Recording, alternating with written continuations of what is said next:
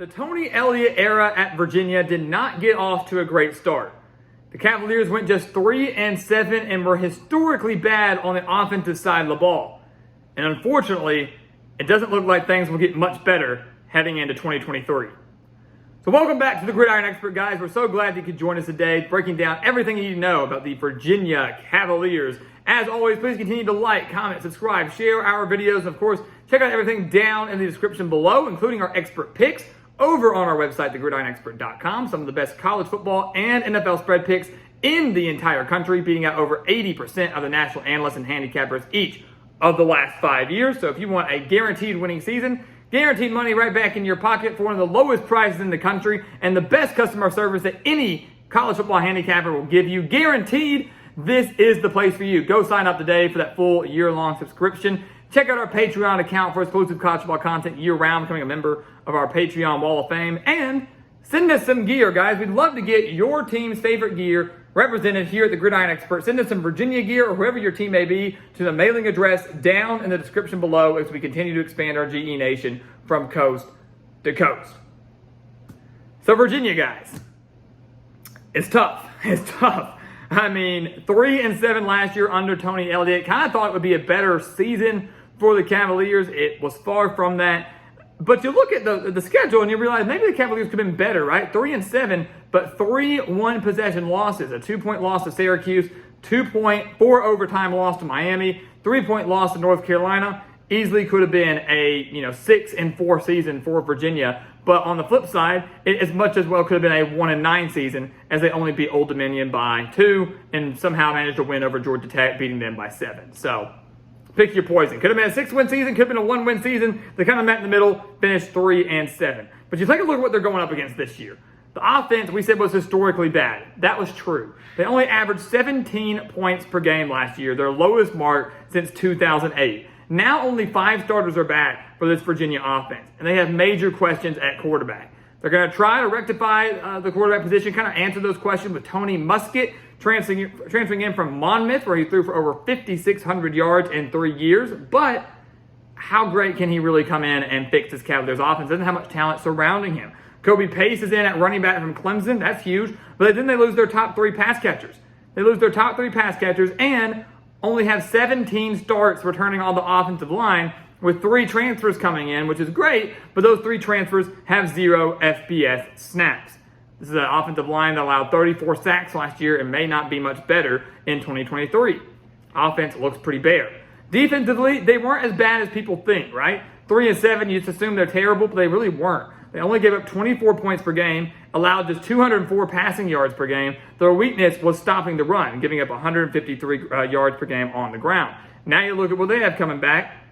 They lose their top tackler in Nick Jackson, but after that, their other top 3 tacklers do return, led by Jonas Sanker and James Jackson at the linebacking position.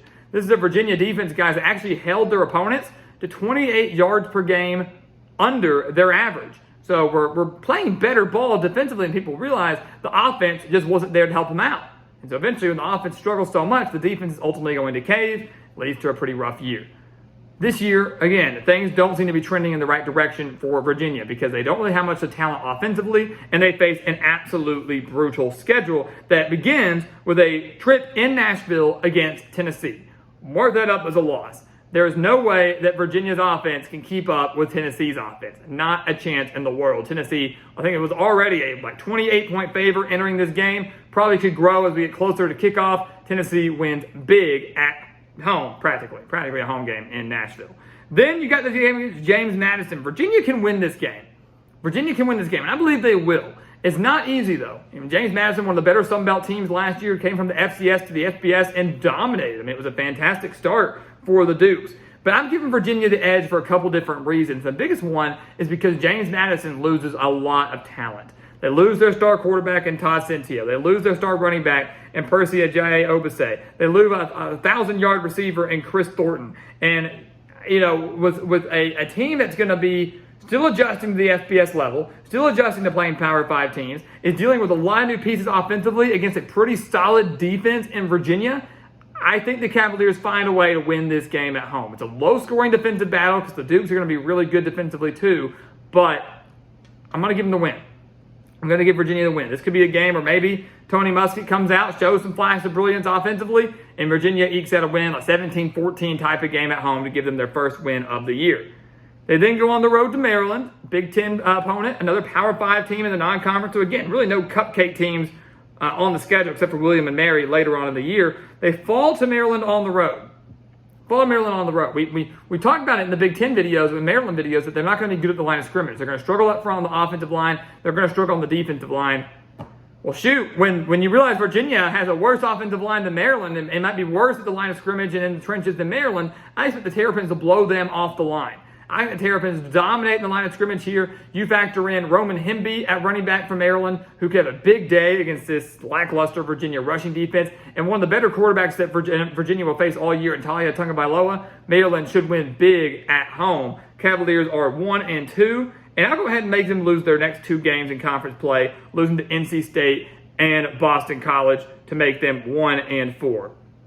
NC State, guys, is not going to lose this game for a handful of reasons. First off, defensively, they're extremely strong. They allowed less than 20 points per game last year, returned 5 starters on that side of the ball. Dave Doeren typically cranking out solid defenses.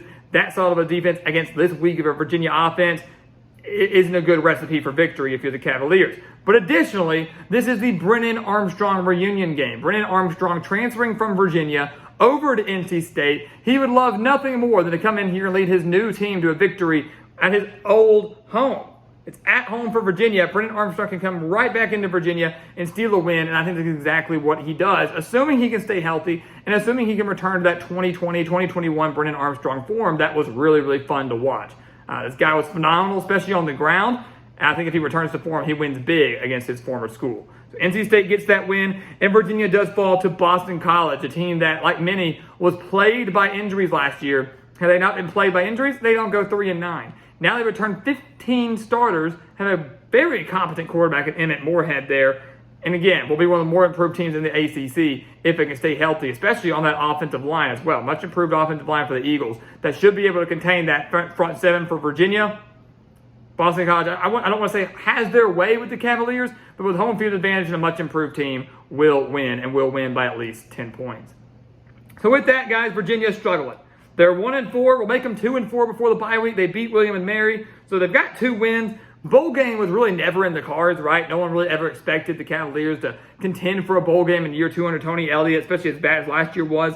And you look at the remainder of the schedule, 2-4 heading into the back half of the year, and it's tough. At North Carolina, at Miami, at Louisville, all phenomenal teams this year. Duke, a team that won 9 games. Virginia Tech, who they've lost 17 of the last 18 meetings to. It's not looking good. And I can tell you right now that I actually do have Virginia losing out the remainder of the year from 2-4 to 2-10. As we mentioned, they're not going to beat North Carolina. They go on the road to Chapel Hill. It's not happening. I mean, North Carolina's a good team, guys. Drake May, phenomenal at quarterback. The defense should take a step forward. And it was one thing to note. Virginia had 418 yards of offense against North Carolina last year. Nearly won the game. Only lost by 3. To me, that shows you how bad UNC's defense was. Because UNC should never have been that close to Virginia. It just shows how bad the Tar Heels were defensively. This year, they're much better. This year, the offense maybe takes a little bit of a step forward. When you got Drake May on your side, you're going to be one of the best offenses in the country. Shouldn't be an issue for North Carolina, especially at home. Same thing for Miami. 9 starters back on offense, 10 starters back on defense. Virginia held their own last year, only fell by 2, 14-12 and 4 overtimes. An ugly, ugly game. But now on the road against a Miami team that needs a breakout year under Mario Cristobal and has way more talent, way more depth, way more speed than Virginia, should win comfortably at home. They played Georgia Tech at home. That's really, to me, the only winnable game left on the schedule. If Virginia's snagging a conference win, it's coming over Georgia Tech, just like it was last year. They beat the Yellow Jackets 16-9. Got a win by a touchdown. But the transfers are going to be key for Georgia Tech. New coach in Brent Key was the interim last year, going 4-4 down the stretch, got the tag removed to become the permanent head coach in Atlanta. But they got a solid quarterback coming in Haynes King, some great wide receivers transferring in from Alabama and Georgia. And the defense wasn't all that bad last year. The key for them is stopping the run. The secondary should be pretty solid. The strength of the team, if they can stop the run, they'll be fine. Virginia, not going to have much of either. Didn't have much of a run game last year. Shouldn't have one again this year. Quarterback, throwing game, it's in the air. We're not really sure. Georgia Tech, to me, owns the edge in every aspect of this game, with the exception of home field advantage, and I believe the Yellow Jackets can overcome that. So Virginia drops that game. They dropped to Louisville, and the Cardinals' stingy defense is absolutely insane this year. Jeff Brom going to surprise some people with the Cardinals. They're going to fall to Duke, who they lost to by 21 points. That loss ended Duke's 13-game ACC losing streak, so Duke kind of owes Virginia a favor there, but the Blue Devils, guys, 18 starters back, including 10 on offense. Mike Elko doing a phenomenal job with the Blue Devils. They're not dropping this game. And then Virginia Tech in the season finale, the Commonwealth Cup, lost 17 of the last 18 games, the 104th meeting all time. So a very historic rivalry game. A little more anticipation, excitement surrounding this game because last year's meeting, unfortunately, was canceled. But Virginia, death taxes and Virginia losing to Virginia Tech, or death taxes and Virginia Tech beating Virginia. However way you want to slice it, Virginia just doesn't beat Virginia Tech. The lone win, 17 of the last 18 meetings they've lost. The lone win was back in 2019. Phenomenal year for the Cavaliers that season with Bronco Mendenhall, but they're not winning this game. They're not beating the Hokies team that's going to struggle under Brent Pry in year 2, but should have an offensive advantage with Kyron Drones transferring in from Baylor. Should have the defensive advantage significantly. It's going to be close. I'll give them that. It's going to be close, but Virginia Tech wins. And it's one of those things where I cannot pick Virginia. Can't pick Virginia until I continuously see it happen, or see it happen more recently than 2019. The Hokies get the win here. Virginia finishes the year at 2-10, which would bring Tony Elliott's record as a head coach with the Cavaliers to 5-17. He might get one more year of grace, but year 3 could be it.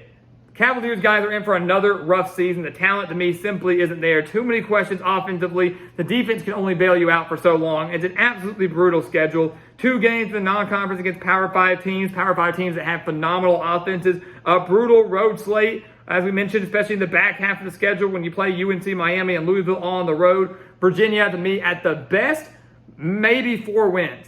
Maybe they beat Georgia Tech, and maybe they pull off an upset against NC State or Boston College. But they won't exceed that.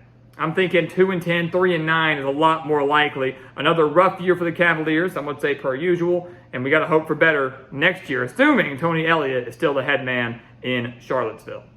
So guys, as always, thank you so much for watching us here at the Gridiron Expert on YouTube. Make sure to continue to like, comment, subscribe, share our videos, and check out everything down in the description below, including our expert picks over on our website, thegridironexpert.com, our Patreon account, and of course, our mailing address. Send us some gear. We'd love to get your favorite team represented in every single Gridiron Expert video, so send it over to that mailing address, again, down in the description. And once again, guys, as always, thank you so much for watching, and we'll see you next time right here on the Gridiron Expert.